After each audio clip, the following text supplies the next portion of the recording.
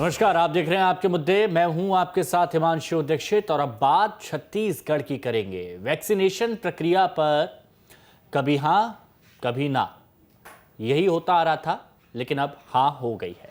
जी हां, केंद्र पर वैक्सीन उपलब्ध ना करवा पाने का आरोप लगाने वाली बघेल सरकार की ओर से ऐलान कर दिया गया है कि 1 मई से सभी का वैक्सीनेशन किया जाएगा। हालांकि अब तक वैक्सीन ना होने का दावा करने वाली सरकार इसे कैसे अंजाम देगी, इस पर सबकी नजर बनी हुई है और इसी पर हम बात भी करेंगे। कुछ खास मेहमान हमारे साथ में जुड़ेंगे, लेकिन देखिए क्या हालात हैं इस वक्त छत्तीसगढ़ में, वैक्सीनेशन पर क्या हो रहा है वो भी देखिए।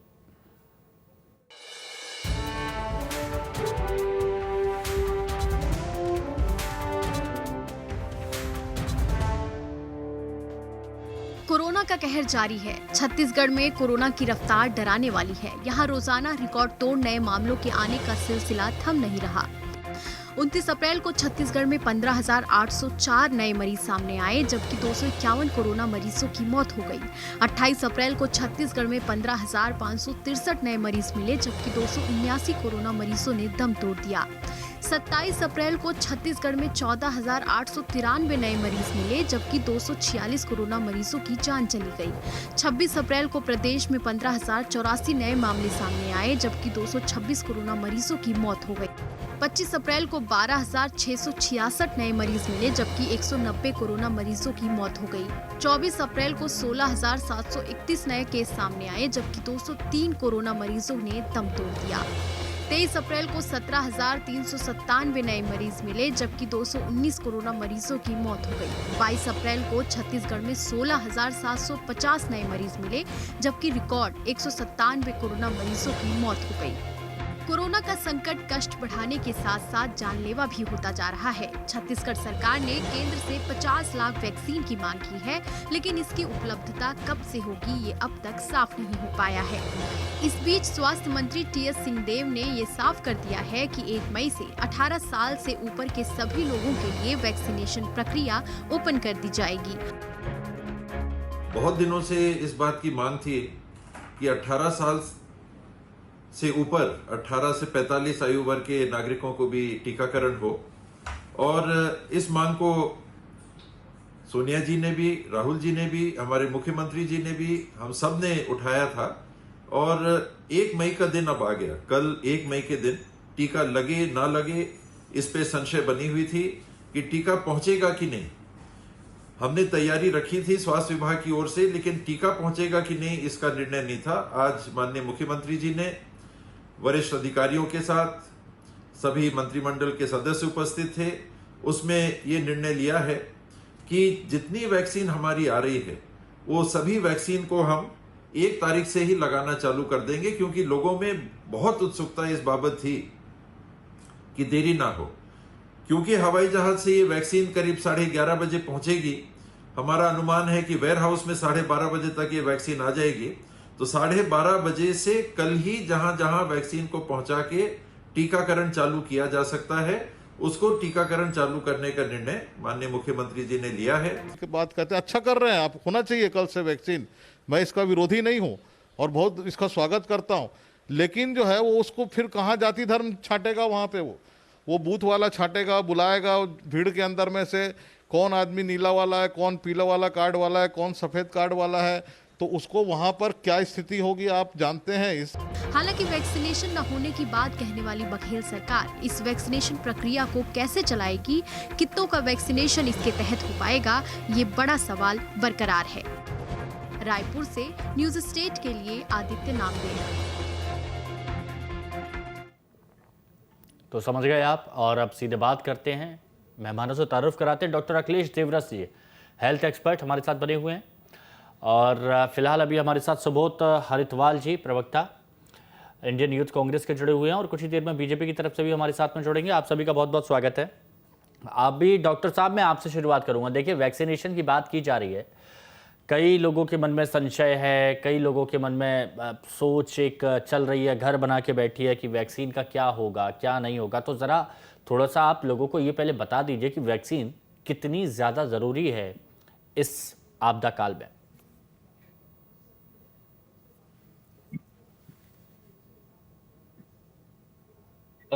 मैं ऐसे समझता हूं कि पूरे 21वीं सदी का सबसे बड़ा आविष्कार ये कोरोना वैक्सीन है और यही एक वैक्सीन है जो कि अब सॉलिड प्रूफ से हम बोल सकते हैं कि कोरोना से लड़ाई में हमारा सबसे बड़ा हथियार है। लोगों में संशय बना हुआ है, लोग बाग बोलते हैं कि हम एक डोज लगाए उसके बाद बुखार आया फिर हम पॉजिटिव हो गए, पर ये गलत बात है। कोरोना से जो वैक्सीन से जो बुखार आता है वो पहले दिन आता है, उसके बाद तो पेशेंट ठीक ही हो जाता है और उसके बाद जो सेकंड वैक्सीन है वो करीब 86%, मतलब सेकंड वैक्सीन के 15 दिन बाद ऑलमोस्ट पेशेंट 86% प्रोटेक्टेड रहता है कोरोना से। ये जरूर है कि संक्रमण से नहीं बचेगा, पर 100% इफेक्टिविटी उसकी ये चीज की है कि कोरोना से मौत नहीं होगा। अब मैं करीब 1 साल से कोरोना का पेशेंट्स का इलाज कर रहा हूँ और जिन्होंने वैक्सीन लगाया अभी जो रिसेंटली अब 4-5 महीने हुए हैं, उनमें से जिन लोगों ने 2 वैक्सीन लगा लिया उनमें से निश्चित रूप से मैंने अभी तक तो एक भी मौत नहीं देखी है और शायद ऐसा ही आंकड़ा हर जगह होगा। तो वैक्सीनेशन से डरने की जरूरत नहीं है, उल्टा उसको अपनाना है। वही एक हथियार जो अपने पास अभी है, जो सॉलिड प्रूफ है कि हाँ ये चीज हमें फायदा करेगी। तो एक तो हमको बचाव करना है, अपनी सोशल डिस्टेंसिंग और बाकी चीजों का पालन करना है, लॉकडाउन का स्ट्रिक्ट पालन करना है और वैक्सीनेशन ड्राइव को एनकरेज करना है। यदि हम वैक्सीनेशन नहीं करेंगे तो शायद ये बात तो आपने बता दी, ये बात तो आपने समझा दी। हम लोग देख रहे थे कि डॉक्टर साहब ये तो आपने समझा दिया कि वैक्सीन कितनी जरूरी है, वैक्सीनेशन कितना जरूरी है छत्तीसगढ़ की आम जनता के लिए, लेकिन अब ये हमारे नेता नहीं समझ रहे हैं ना। अब कांग्रेस बीजेपी देखिए आपस में इतना लड़ रहे हैं वैक्सीनेशन को लेकर, एक दूसरे पर निशाना साध रहे हैं, केंद्र को जिम्मेदार ठहराया जा रहा है, तो इधर बीजेपी की तरफ से बयान आ जाते हैं कि राज्य क्या कर रही है।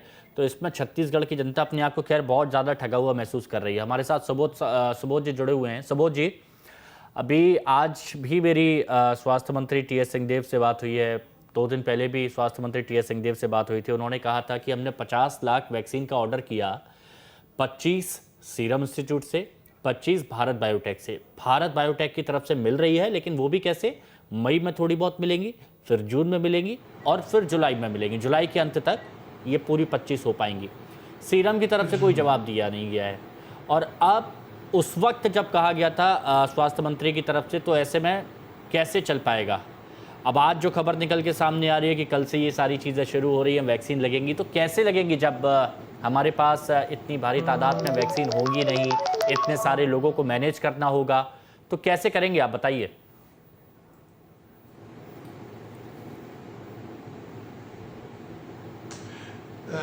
धन्यवाद हिमांशु जी सवाल करने के लिए। और सबसे पहली बात तो मैं इस बात से बिल्कुल भी तारुफ नहीं रखता हूं कि छत्तीसगढ़ की जनता ठगा हुआ महसूस कर रही है, वो ऐसी कोई बात ही नहीं है। दूसरी बात, रही बात वैक्सीन की, तो 50 लाख नहीं, उस आंकड़े को हमें सुधारना है, वो 75 लाख है। 75 लाख से ज्यादा, माफी चाहता हूँ कोई फोन आ रहा है, 75 लाख वैक्सीन का ऑर्डर, आज 25 लाख का ऑर्डर और राज्य सरकार ने किया है और इसके साथ ही अब 75 लाख वैक्सीन ऑर्डर हो चुकी हैं।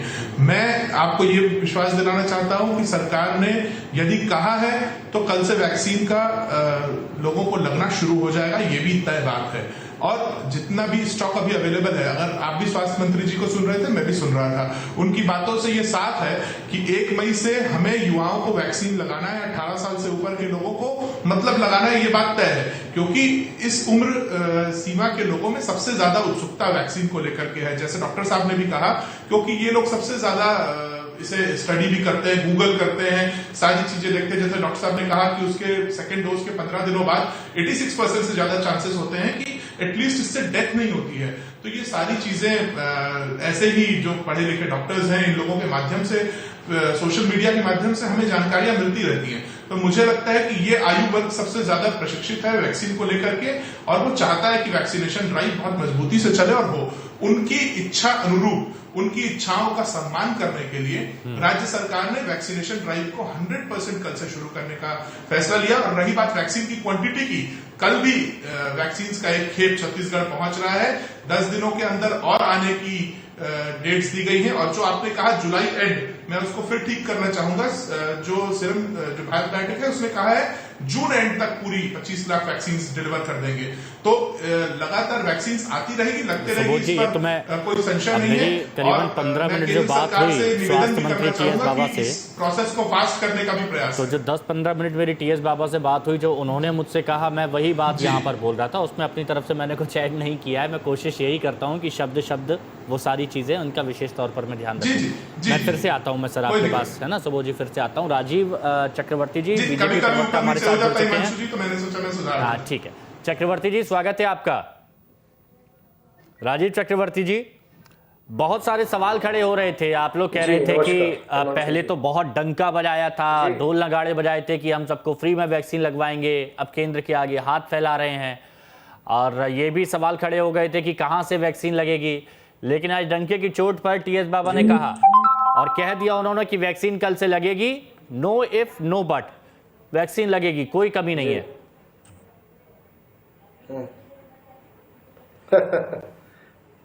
बिल्कुल, आज समय जो है राजनीति का नहीं है हिमांशु जी, आज भयावह स्थिति है। लेकिन बहुत दुख, दर्द और वेदना के साथ कह रहा हूं हिमांशु जी कि न बाबा है न बघेल है, छत्तीसगढ़ चौपट है और स्वास्थ्य व्यवस्था पूरी तरह से चौपट हो चुकी है। वैक्सीनेशन का जो इनका कार्यक्रम था वो तो पहले दिन दिख गया जब इन्होंने कहा कि भारत बायोटेक का कोवैक्सीन नहीं लगाएंगे क्योंकि इसका फलाने ट्रायल नहीं हुए, चौथे ट्रायल नहीं हुए। ये दुनिया के सबसे बड़े वैज्ञानिक बन गए थे।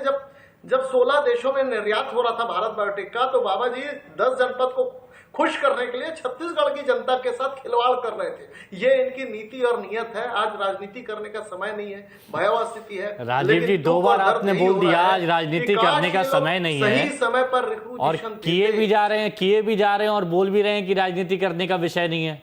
जी, दुख है हिमांशु जी, दुख है। मैंने अपने घर के सदस्य को खोया है। मैं जानता हूं क्या स्थिति है। मैं जानता हूं कि छत्तीसगढ़ की स्वास्थ्य व्यवस्था चौपट हो चुकी है। छत्तीसगढ़ की स्वास्थ्य व्यवस्था अभी केवल नामबंद है कि वीआईपी लोगों को किसी तरह से बचाया जाए। ये छत्तीसगढ़ की सच्चाई है और इसे कोई मुंह नहीं मोड़ सकता। आप चौराहे पर जनता जनार्दन, जो आदमी राजनीति नहीं जानता, जो आदमी कुछ नहीं जानता, उनसे पूछ लीजिए हिमांशु जी कि छत्तीसगढ़ में अगर व्यवस्था भी थोड़ी बहुत जो चल रही है वो केवल इनके माननीय विधायकों के लिए, माननीय मंत्री जी के लिए और माननीय जो अफसर है, जो आईएएस अफसर है, राज्य प्रशासनिक अफसर है, केवल उनके वंशानुगत केवल उस ढांचे को बचाने के लिए सरकार लगी हुई है। इनको जनता से कोई लेना देना नहीं है। चाहे मेडिकल कॉलेज हो, चाहे कोविड सेंटर हो, वहां पे कर्मचारियों की काउंसलिंग नहीं की गई है। कर्मचारी वहां जाते नहीं है, मरीज वहां दम तोड़ रहे हैं। देखिए, तो मैं इस प्रकार से ये वैक्सीनेशन की बात करते हैं राजीव चक्रवर्ती जी, मैं समझ सकता हूं, क्योंकि ये इस वक्त वैक्सीन नहीं चाहिए, इसका ट्रायल नहीं है। कोरोना काल ऐसा चल रहा है कि बहुत से लोग अपनों को खो रहे हैं और आपके अंदर का जो आक्रोश निकल रहा है वो हम यहाँ पर समझ सकते हैं। ठीक है, लेकिन सुबोध जी जवाब देना चाह रहे हैं। हाँ सुबोध जी बोलिए।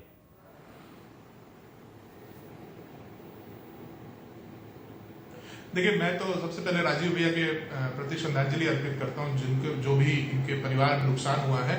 पर इसके साथ मैं निवेदन करता हूं राजीव भैया, एक बात करें और उस बात पर डटे रहे। आप कहते हैं राजनीति नहीं करना चाहते और लगातार राजनीतिक आरोप लगा रहे हैं। आप कह रहे हैं ना बाबा है ना बघेल है। बाबा और बघेल नहीं होते तो कल से 18 साल से ऊपर के लोगों को वैक्सीन लगने की तैयारी नहीं होती। पर फिर मैं कहता हूं न्यूज नेशन स्टेट जैसे एक जिम्मेदार चैनल पर कि मैं राजनीतिक बातें नहीं करना चाहूंगा। मैं सिर्फ कोरोना पर बात करूंगा। मैं किसी नेता पर आरोप नहीं करना चाहता। सिर्फ कोरोना और छत्तीसगढ़ की परिस्थितियां, देश की परिस्थितियां। तैयारी है पर क्या? बिल्कुल तैयारी है। और आपकी एक बात का और अंतिम में जवाब दूंगा हिमांशु भैया, इसके बाद कोई राजनीतिक जवाब नहीं, एक तैयारी है। और इस पे एक बात, आपकी और बात का जवाब दे दूं मैं राजीव भैया कि आप कह रहे अधिकारी, नेता और मंत्री, भैया इन सबको वैक्सीन लग चुका है। अगर आपको जानकारी हो तो अधिकारियों को भी वैक्सीन लग चुका है, मंत्रियों को भी वैक्सीन लग चुका है, जनप्रतिनिधियों को वैक्सीन लग चुका है। वो अपने लिए नहीं कर रहे हैं। 18 साल का कोई मंत्री नहीं है, 18 साल का कोई अधिकारी नहीं है। तो मैं हिमांशु जी फिर आपसे निवेदन करता हूं, मैं किसी भी राजनीतिक सवाल का जवाब नहीं दूंगा। मैं किसी राजनीतिक सवाल का जवाब नहीं दूंगा। सिर्फ हम छत्तीसगढ़ के बारे में बात करें, वैक्सीन पर बात करें, कल से कैसी तैयारियां हैं उस पर बात करें। छत्तीसगढ़ की सरकार केवल अपने अधिकारियों और मंत्रियों की चिंता कर रही है छत्तीसगढ़ के अधिकारियों को जनता की कोई फिक्र नहीं है। अच्छा, मेन बात सुबोध जी देखिए मेन बात ये है, ये कहा जा रहा है कि मॉनिटरिंग आप लोगों की तरफ से बखूबी नहीं हो रही है। अगर हर जो भी सिचुएशन पड़ रही है, अगर उसकी मॉनिटरिंग आप लोग बहुत अच्छे तरीके से करें तो शायद इतनी दिक्कत आम लोगों को नहीं हो। अब अधिकारी आप लोगों से बोल देते होंगे कि हाँ हमने सब ठीक कर दिया है, आप परेशान मत होइए, लेकिन अगर धरातल पर देखें तो शायद हालात उतने अच्छे नहीं है जितने आप लोगों को बताए जा रहे हैं। बिल्कुल हिमांशु जी, बिल्कुल आपने दिल की बात कह दी है। इन्होंने नोडल अधिकारी बनाए हैं। आप अभी कलेक्टर्स पर छोड़ा किसी गया। 4 नोडल अधिकारी को फोन कर लीजिए, अगर वो फोन उठा लेते हैं तो कल से मैं राजनीति छोड़ दूंगा। अच्छा, एक नोडल अधिकारी अगर आपके चैनल के माध्यम से आप फोन लगाइए, चाहे सुबोध जी का फोन उठा ले, है ना, चलिए अभी अधिकारी फोन नहीं उठाता है, इनके जो डॉक्टर नियुक्त है कोई फोन नहीं उठाते हैं। ये पूरी व्यवस्था जो है, आप स्टूडियो से फोन लगा लीजिए, कोई अगर नोडल अधिकारी फोन उठा ले तो बहुत बड़ी बात होगी। कोई नोडल अधिकारी फोन नहीं लगाते हैं। देखिए बात तो व्यवस्थाओं की कर रहे थे हम व्यवस्थाओं की कर रहे थे, और व्यवस्था इसीलिए अहम है क्योंकि अगर इतनी बड़ी चुनौती, देखिए मेरी बात सुनिए राजीव जी सुबोध जी, हम व्यवस्थाओं की बात कर रहे थे तो व्यवस्थाएं अहम इसलिए भी हैं क्योंकि वैक्सीनेशन पूरे राज्य में 18 से ऊपर वालों की कराना कोई आसान काम नहीं है। ये भी एक बहुत बड़ी चुनौती है और इसमें भी हमें व्यवस्थाओं की बहुत ज्यादा जरूरत पड़ेगी। एक एक्सपर्ट कमेंट में ले लेता हूं, डॉक्टर साहब हमारे साथ जुड़े हुए। डॉक्टर साहब भी सोच रहे होंगे कि बहुत देर से राजनीति वाली बात हो रही है। डॉक्टर साहब देखिए, अब कैसे इस चीज को, देखिए चुनौती बड़ी है, टास्क बहुत बड़ा है, लेकिन उस टास्क में दिक्कतें ना आए और बहुत स्मूथली इस चीज को हम इसके अंजाम तक पहुंचाएं, इसके लिए क्या बेहतर किया जा सकता है? कुछ सुझाव अगर देना चाहें तो आप प्लीज।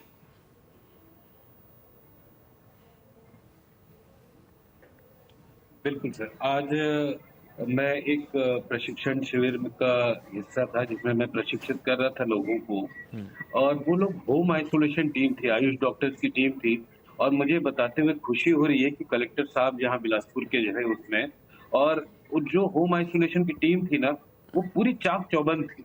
उन लोग को पता था, उनको और जो जानकारी हम जैसे पल्मोनोलॉजिस्ट या एक्सपर्ट डॉक्टर्स जो रहते हैं उनसे जो मिलनी चाहिए थी हमने दी।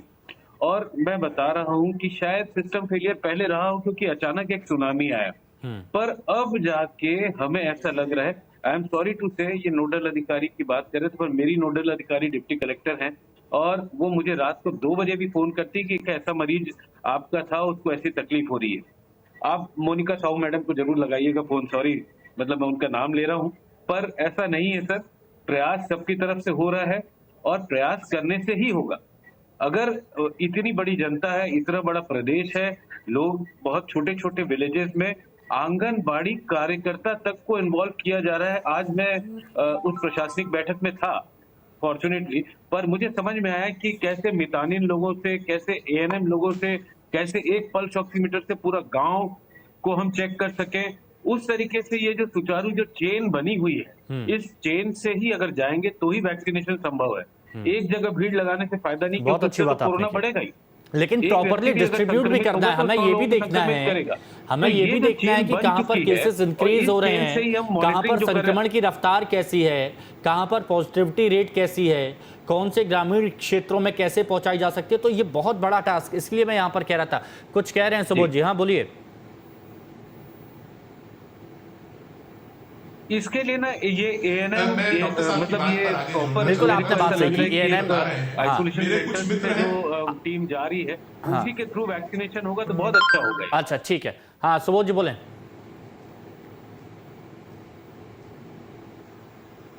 सर हिमांशु जी, मेरे भी कुछ मित्र हैं जो डॉक्टर हैं।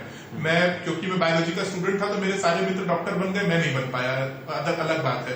तो डॉक्टर साहब जो बात बता रहे थे उससे मैं बहुत करीबी से जुड़ा हुआ हूं। मेरे बहुत सारे मित्र हैं जो होम आइसोलेशन पर पेशेंट से डील कर रहे हैं सरकारी, और आप मानेंगे नहीं, उनकी ट्रेनिंग हुई थी और वो ट्रेनिंग करीब 8 घंटे चली थी। डॉक्टर साहब अगर मैं सही बोल रहा हूं तो ट्रेनिंग लगभग इतनी देर चलती है। उन्हें जिला प्रशासन द्वारा ट्रेनिंग दी जाती है। ट्रेनिंग के बाद वो लोग रोज पेशेंट्स की काउंसलिंग करते हैं, रात तक काउंसलिंग करते हैं। उन्हें 3 बार वीडियो कॉल पर बात करने की हिदायत दी गई है।